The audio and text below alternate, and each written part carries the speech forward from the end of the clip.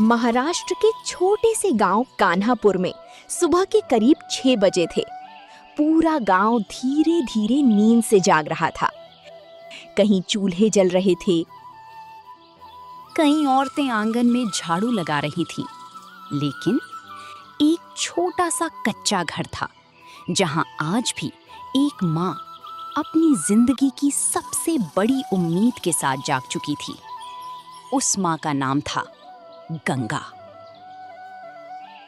झुकी हुई कमर, कांपते हुए हाथ और आंखों में बस एक ही आस, अपने बेटे विक्रम का साथ। अरे विक्रम बेटा, ओ विक्रम, जरा इधर आ। क्या हुआ माँ? सुबह सुबह क्यों चिल्ला रही हो? जल्दी बोलो, मुझे जाना है। विक्रम गंगा का इकलौता बेटा, लेकिन स्वभाव में अपनी माँ से बिल्कुल अलग। ना कोई लगाव, ना कोई जिम्मेदारी। बेटा, वो मेरी तबीयत आज ठीक नहीं लग रही। सोचा मंदिर हो आऊं, भगवान से दुआ कर लूं। और गोपाल को भी चारा डालना है। तू जरा मुझे छोड़ आएगा क्या? गोपाल एक साधारण बैल नहीं, बल्कि गंगा के लिए उसका दूसरा बेटा था, जिसे उसने बचपन से पाला, अपने हाथों से खिलाया। माँ, तुम भी ना हर वक्त ये मंदिर मंदिर और ये बैल। मेरे पास इतना टाइम नहीं है, मुझे दोस्तों के साथ जाना है, समझी ना? बस 10 मिनट बेटा, फिर तू चला जाना। अरे माँ, समझो ना, मुझे लेट हो रहा है। तुम खुद चली जाओ या मत जाओ, मुझे क्या। वो शब्द जो एक माँ के दिल को चीर देते हैं।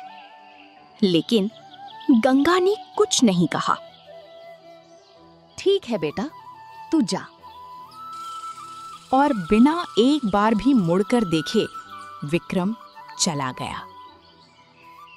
गंगा वहीं खड़ी रहती है, उसकी आंखों में आंसू भर आते हैं।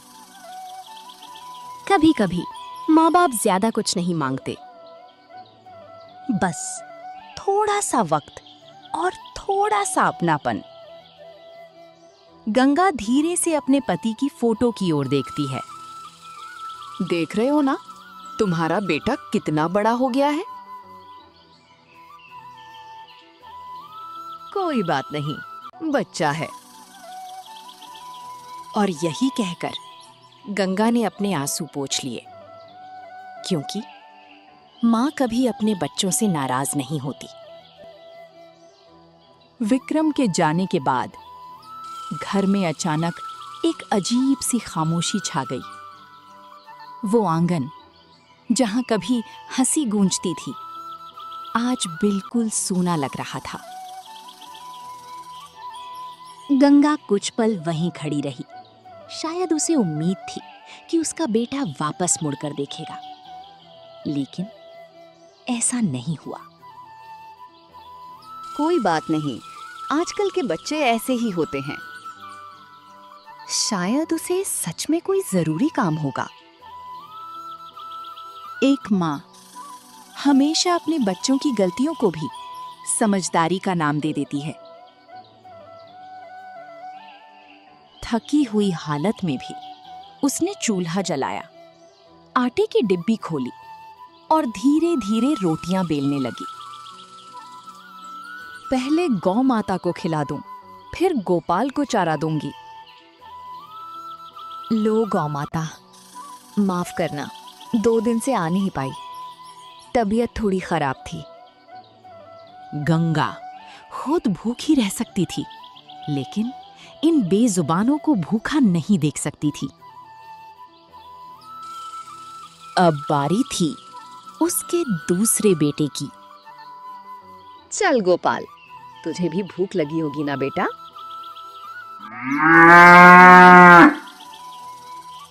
शायद वो ही एक था जो गंगा की हर भावना समझता था। मुन्ना, तू खा ले बेटा, मैं जरा यहाँ बैठ के सांस ले लूं, वरना यहीं गिर पड़ूंगी। कमजोर शरीर, थकी हुई आत्मा, लेकिन फिर भी अपने फर्ज से पीछे नहीं हटती। और आखिरकार थकान ने उसे हरा दिया। वो वहीं पेड़ के नीचे गहरी नींद में चली गई। पेड़ के नीचे गंगा गहरी नींद में थी। थकान इतनी थी कि उसे अपने आसपास की कोई खबर नहीं थी। तभी वहां एक संत महात्मा आ पहुंचे, जैसे उन्हें पहले से ही पता हो कि कोई उनकी राह देख रहा है। अम्मा, अरे अम्मा उठो। हाँ हाँ बाबा जी, मैं ठीक हूँ, बस थोड़ी थक गई थी। गंगा जल्दी से उठने की कोशिश करती है, लेकिन उसका शरीर जवाब दे चुका था। इतनी कमजोर हालत में अकेली यहाँ क्या कर रही हो अम्मा? वो मेरा बैल है ना बाबा, उसी को चारा खिलाने आई थी। घर पर कोई नहीं है, बस एक बेटा है, पर उसे कहीं जाना था।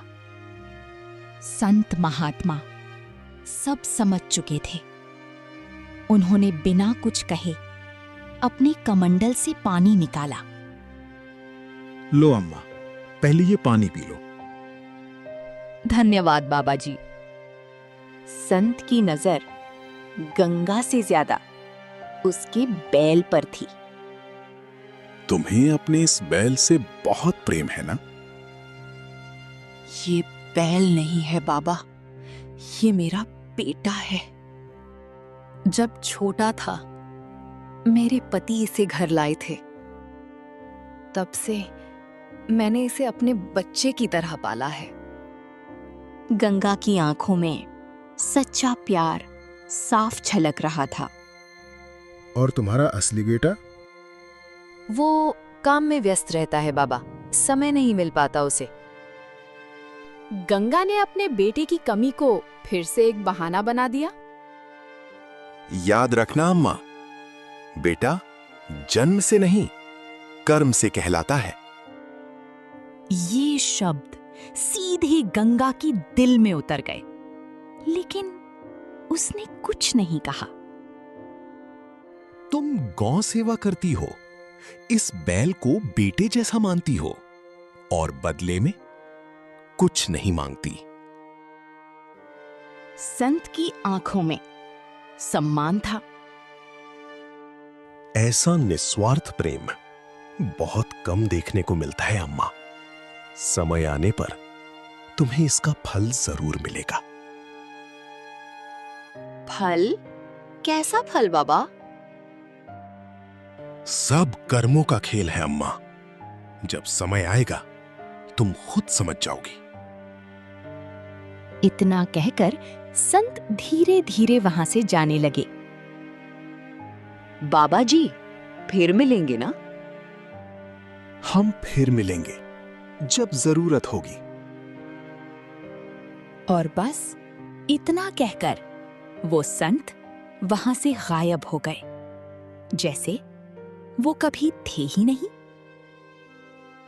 अजीब बात है, लेकिन उसे क्या पता था कि ये मुलाकात उसकी पूरी जिंदगी बदलने वाली थी। अरे माँ सुनो, एक खुशखबरी है। अपने बेटे से उम्मीद करती। कई दिनों बाद विक्रम के चेहरे पर खुशी देख गंगा का दिल खिल उठा। क्या हुआ बेटा, बता ना जल्दी। माँ, मेरी नौकरी लग गई है। ये सुनते ही गंगा की आंखों में चमक आ गई। सच में बेटा? हे भगवान, आज मेरी सुन ली आपने। बस बस माँ, इतना भी खुश होने की जरूरत नहीं है। परसों ही निकलना है मुझे दिल्ली। दिल्ली? इतनी दूर? ये सुनते ही गंगा का चेहरा एक पल में उतर गया। अरे माँ, हाथ पैर तो चल रहे हैं ना, रह लेना, कुछ महीनों में बुला लूंगा। वो शब्द जिनमें ना कोई अपनापन था, ना कोई भरोसा। सच में बुला लेगा ना बेटा? हाँ हाँ, देखेंगे। अब बहुत नींद आ रही है, सोने दो। और इतना कहकर विक्रम अंदर चला गया। धीरे धीरे उसकी नजर दीवार पर लगी अपने पति की फोटो पर जाती है। देख रहे हो ना, तुम्हारा बेटा अब बड़ा हो गया है। अब उसे अपनी मां की जरूरत नहीं रही। उस रात गंगा ने खाना बनाया, लेकिन खाया नहीं, क्योंकि जिसके लिए बनाती थी वो तो खाकर आया था। अरे रुक बेटा, मैं दही शक्कर बना देती हूँ, शुभ होता है। हर माँ की तरह वो भी अपने बेटे के लिए शुभ चाहती थी।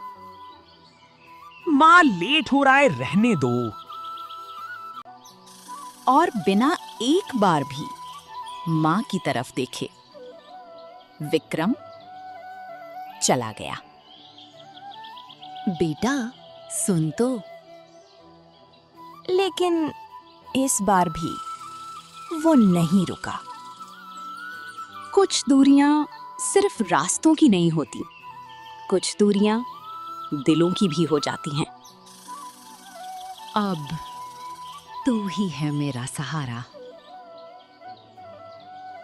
कभी कभी जिसे हम सबसे ज्यादा अपना समझते हैं, वही हमें सबसे ज्यादा अकेला छोड़ देता है।